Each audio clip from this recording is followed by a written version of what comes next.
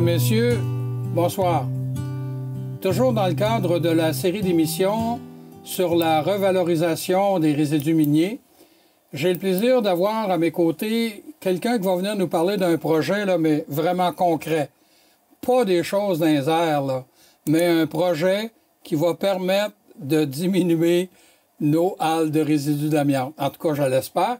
Il va m'en parler lui-même. J'ai le plaisir d'avoir à mes côtés le vice-président de l'ingénierie de Eco2 Magnésium, M. Maxime Couillard. M. Couillard, bienvenue. Merci, bienvenue. Alors, Eco2 Magnésium, qu'est-ce que c'est? Qu'est-ce que c'est cette industrie-là? Je viens de dire aux gens que vous allez gruger nos halles, là, comme on appelle ici nos dompes, là. Bien, ce qu'on vise, c'est vraiment revaloriser les résidus miniers qui ont été empilés sur le site. Vous le saviez autant que moi, il y a des quantités quand même très, très grandes de résidus. Ces résidus-là contiennent des métaux qui ont une valeur commerciale. Donc, notre but, c'est d'aller retirer certains de ces métaux-là puis les commercialiser. Alors, Eco2 Magnésium, qu'est-ce que ça veut dire, le nom de la compagnie? Il doit avoir un sens là, à ces mots-là. Magnésia, c'est pour notre produit final. Donc, c'est le nom technique pour l'oxyde de magnésium. Eco2, c'est une contraction de notre procédé qui est à la fois écologique et qui utilise comme ingrédient principal le gaz carbonique, donc le CO2. Ah bon, OK. Alors, c'est pour ça qu'on dit Eco-Magnésium. Exactement. Donc, vous produisez, j'ai lu ça sur votre site là, web, le premier oxyde de magnésium vert au monde. Exact. Donc, 100% écologique. Comment ça? On va se ramener à la base. Ce Oui. qu'il faut comprendre, c'est que la production d'oxyde de magnésium de manière typique se fait à base d'un carbonate. Donc, on doit chercher des sources de carbonate, la magnésite, qui est la plus pure possible. On doit la miner, la concasser, la broyer et la calciner afin d'obtenir un oxyde de magnésium. Quand on calcine le carbonate, donc on émet des quantités quand même très considérables de CO2 à l'atmosphère. Juste pour vous donner un ordre de grandeur, à chaque tonne de produit final, à chaque tonne d'oxyde de magnésium qu'on produit, on émet à l'atmosphère, seulement pour la calcination, plus de 1 tonne de CO2. Donc, les gaz à effet de serre, c'est vraiment un sujet de l'heure présentement. Oui. Donc, le procédé typique de fabrication d'oxyde de magnésium émet beaucoup de gaz à effet de serre à l'atmosphère. Quand on parle de calcination, c'est une activité thermique. Donc, on sait qu'on doit fournir une énergie, fournir un carburant. Dans beaucoup de marchés où l'oxyde de magnésium est produit, ce carburant-là, cette énergie-là provient des énergies fossiles. Donc, encore une fois, on émet à l'atmosphère pour créer la chaleur beaucoup de CO2. Nous, ce qu'on propose de notre côté, c'est un procédé avec des émissions qui sont de beaucoup réduites en CO2 et l'utilisation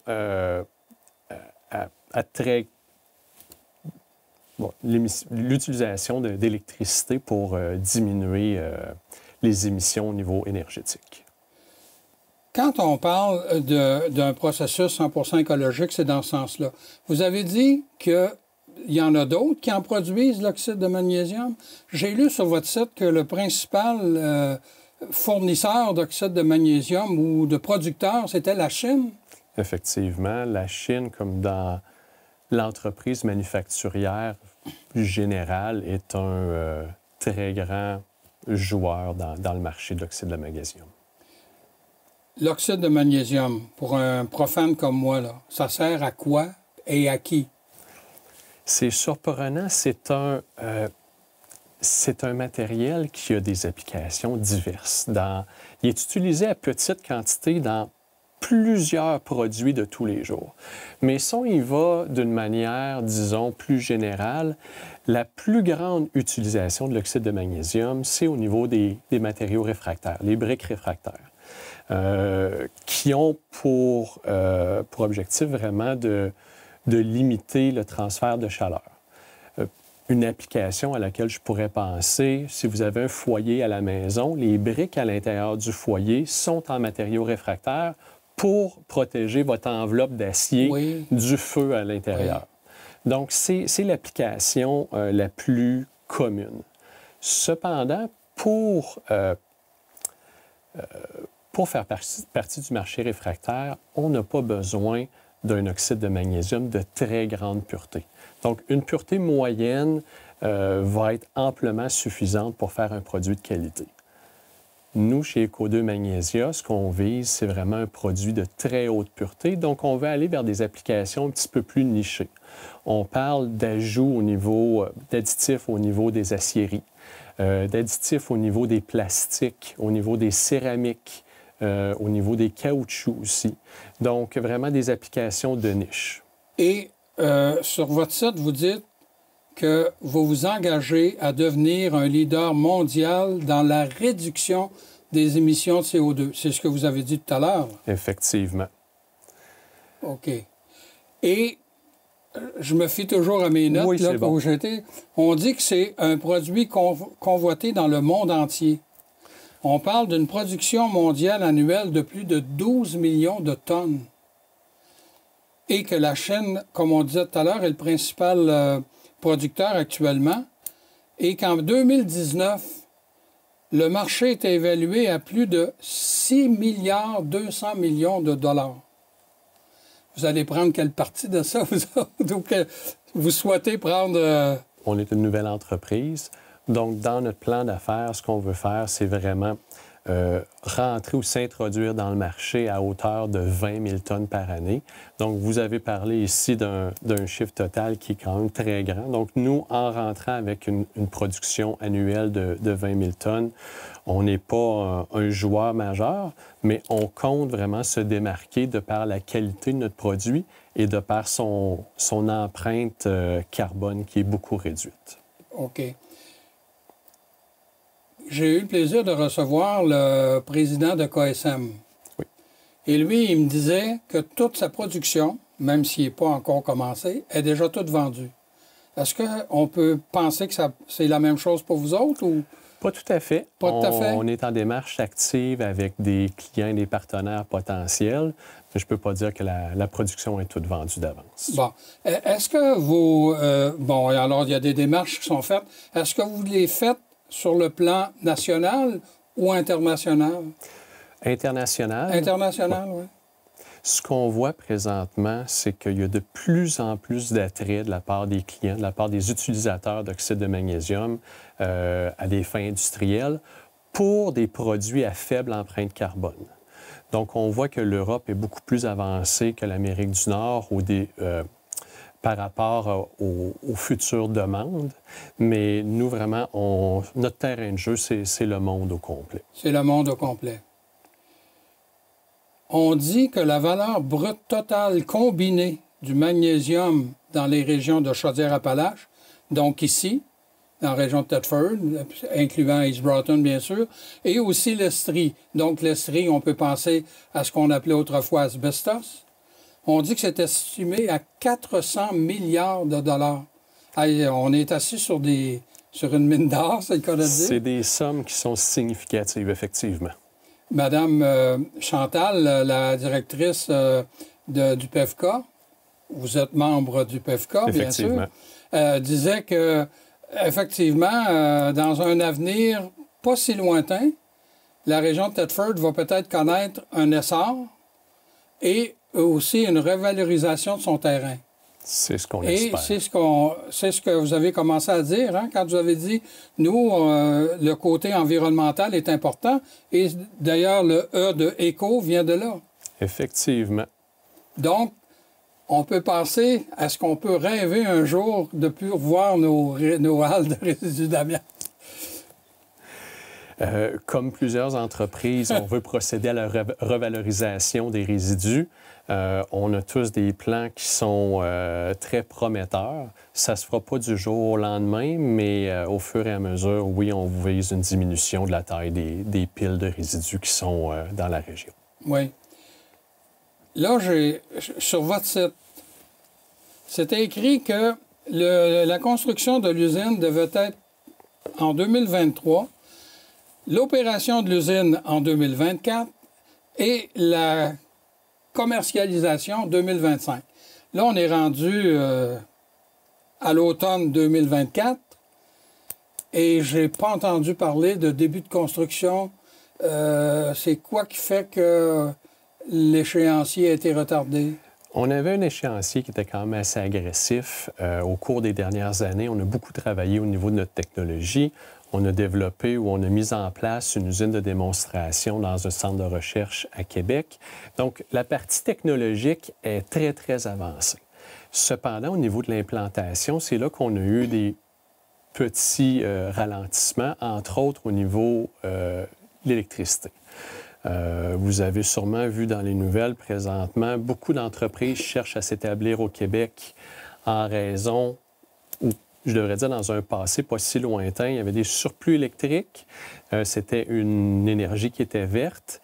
Maintenant, c'est encore une énergie qui est verte, mais la partie surplus électrique, ça ne fait plus partie du vocabulaire. Donc, nous, présentement, c'est ce qui nous ralentit, la disponibilité de l'électricité et les travaux de mise à jour au poste électrique qui seraient requis pour notre opération.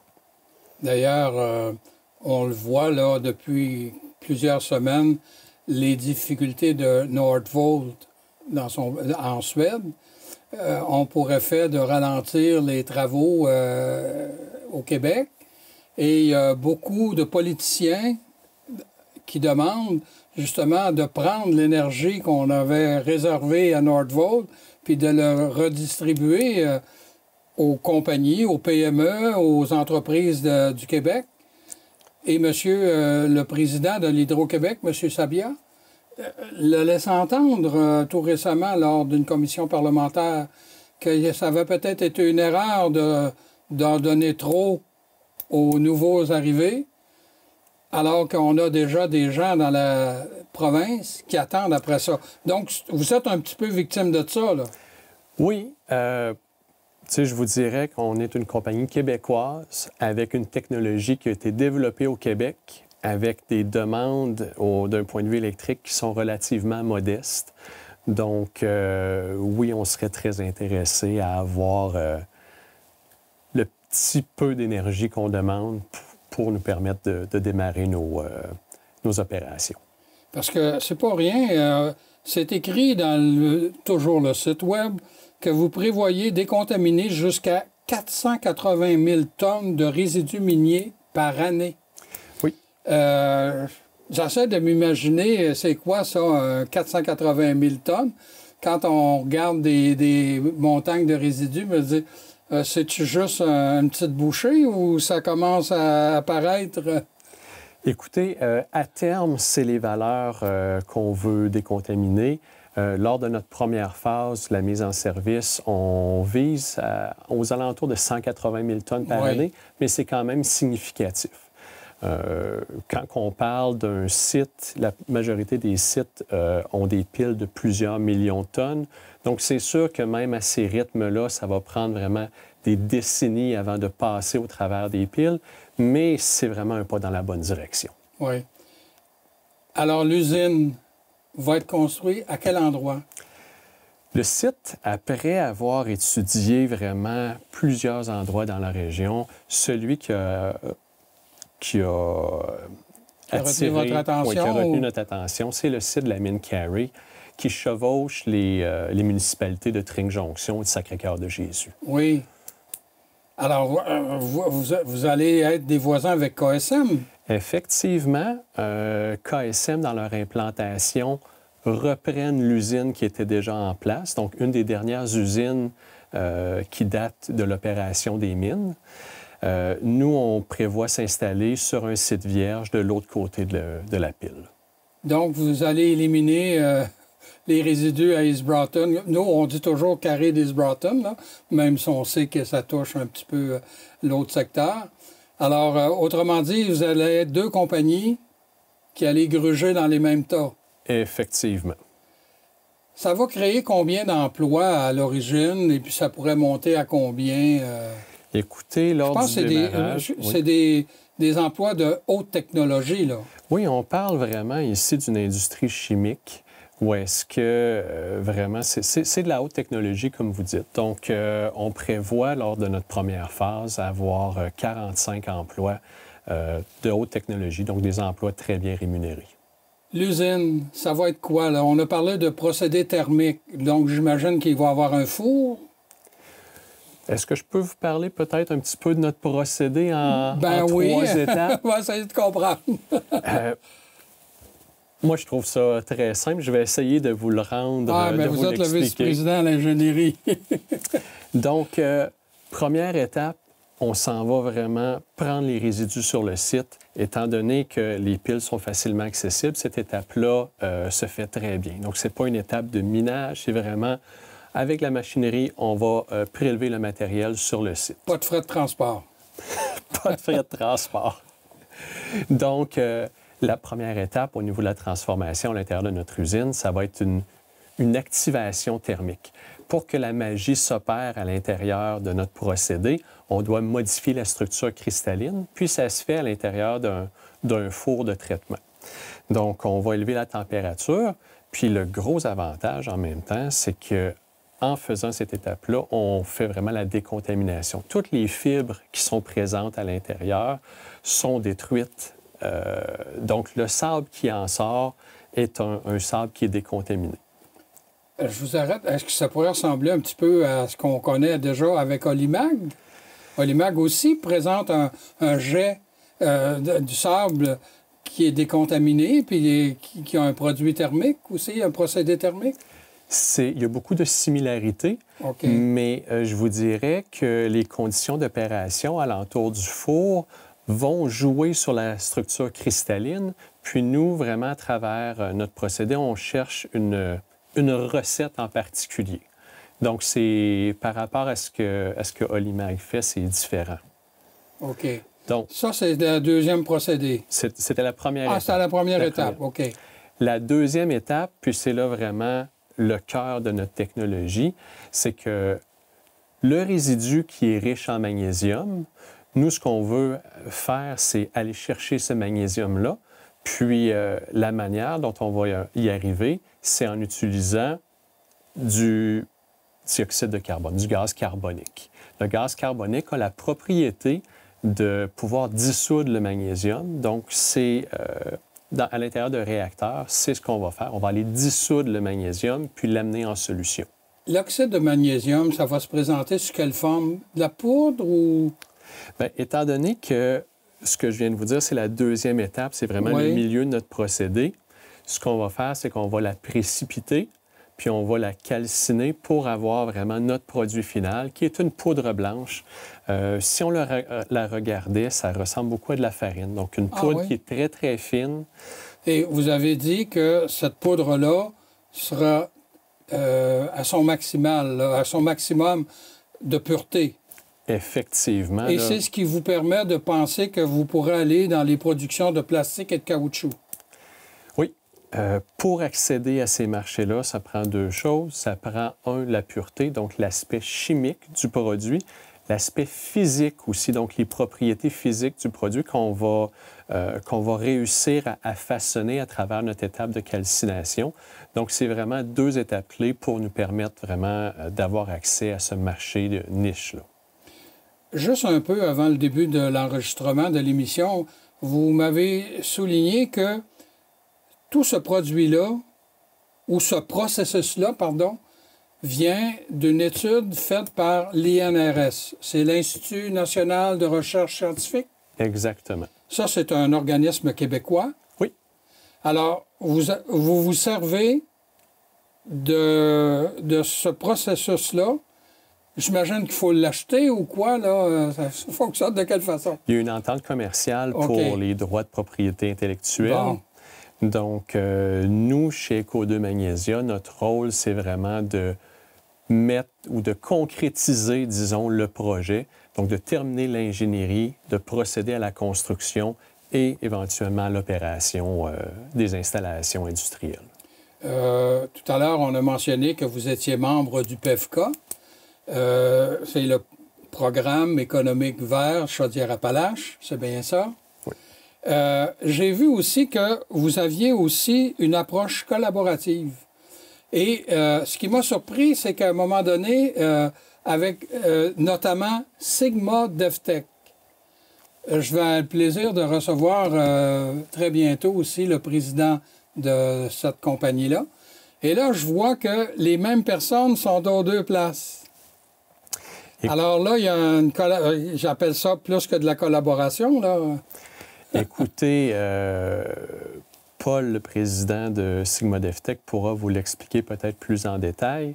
La technologie, elle a été inventée par l'INRS. Sigma DevTech, qui est un accélérateur d'entreprise, a pris cette technologie-là, a avancé ou a démontré sa viabilité économique, donc a développé le projet jusqu'à un certain niveau avant de le repasser à Eco2 qui, lui, va le mettre en action. Est-ce qu'il y a eu des, je ne sais pas, par l'INRS ou peu importe, des tests faits en petit volume pour vérifier justement le procédé, le processus, avant d'arriver dans une grande usine comme la vôtre? Là? Oui. Étant un procédé chimique, ça a commencé par des démonstrations à l'échelle laboratoire. Donc, on parle de petits réacteurs de quelques centaines de millilitres.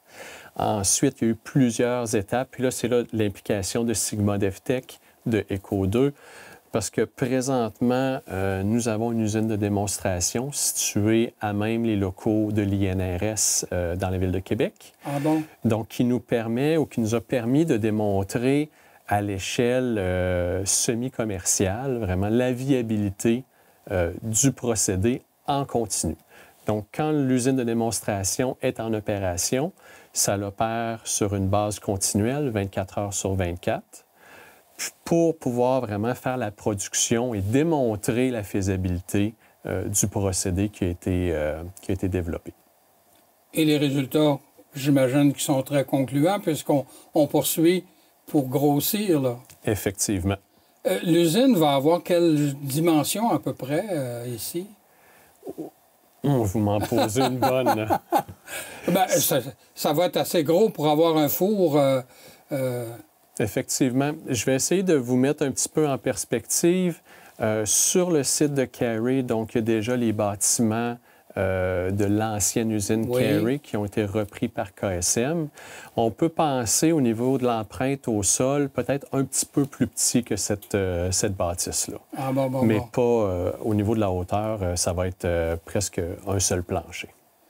Alors, quand on parle que vous allez procéder à la création de 45-50 emplois de haute technologie, est-ce que vous avez commencé à faire votre recrutement ou si vous attendez que l'usine soit en opération ou en tout cas sur le point d'être opérationnelle?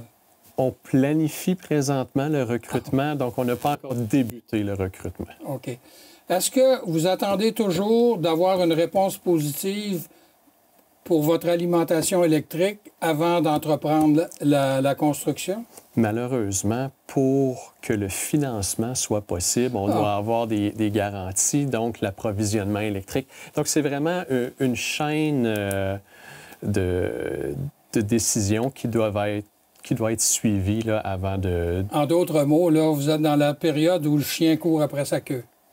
Vous avez besoin de ça pour faire ça. Si je ne l'avais pas, alors vous êtes là, là. Effectivement. Donc, est-ce qu'on peut s'attendre qu'en 2025, il va y avoir un déblocage? On l'espère. 2024 peut-être. Là, on achève 2024, là. On va rester optimiste. Rester optimiste. Donc, vous allez procéder doucement à la mise en place, au démarrage, et ça pourrait éventuellement aller jusqu'à 480 000 tonnes de résidus miniers par année qu'on va voir disparaître. Effectivement. On a le droit de rêver, là. Ben oui.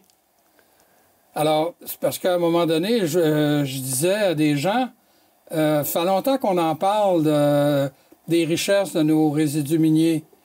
Mais là, enfin, on commence à mettre des doigts sur quelque chose. Ça s'en vient concret. KSM, là, ça s'en vient.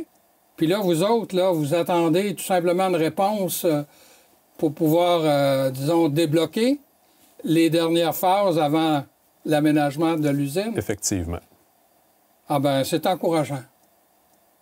Eh bien, merci beaucoup. Merci. J'avais le plaisir de recevoir le vice-président en ingénierie de Eco2 Magnesia, M. Maxime Couillard. Je vous invite à nous revenir la semaine prochaine.